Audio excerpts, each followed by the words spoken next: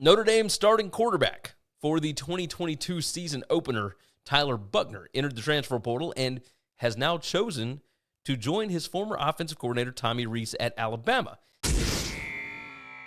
He's expected to have 3 years of eligibility remaining.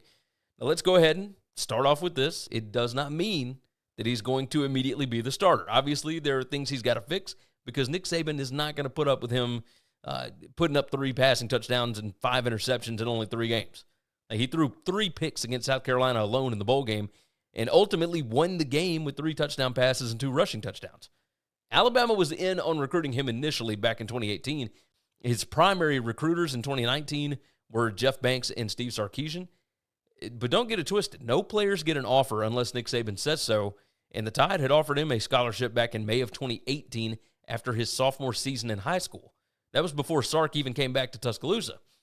Buchner was the number 11 quarterback in that same class that had North Carolina's Drake May at number 9 and Alabama's Jalen Milroe as the number 13 quarterback in the 247 composite. Now, Buchner, he's 6'2", 215 pounds. He was Notre Dame's starter last year before going out with an injury in the second game of the season, which was a loss to Marshall. He is obviously familiar with Tommy Rees. He's going to have to learn a new offense this summer to prep for fall camp. He'll be competing with Jalen Milroe and Ty Simpson. Simpson was the number 3 quarterback in the 2022 class behind Cade Klubnik and Connor Wigman, and potentially 2023's number 8 and number 11 quarterbacks, Eli Holstein and Dylan Lonergan. There's a lot to like about Buchner's game. Like, don't get it twisted. He's got wheels. His passes have a little bit of zip on them. But I do think it says quite a bit about what the Alabama quarterback room is missing if Alabama's willing to bring in another quarterback when there's already 4 on the roster. Like, I would expect somebody to transfer out in the next week before the window closes. Who knows? Can Alabama win a national title with Buchner at quarterback? Yes.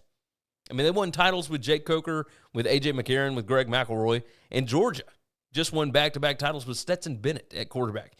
Like, if Nick Saban is looking at what Georgia has done with moving back to a style of play that he's much more comfortable with, it's absolutely a possibility. Clint Lamb from On3, he pointed out something interesting that could play into this a little bit, by the way. His tweet says, interesting note, since 2009, Alabama only had 4 seasons where it did not make postseason. Or the national championship game or the playoff. 2010, 2013, 2019, and 2022.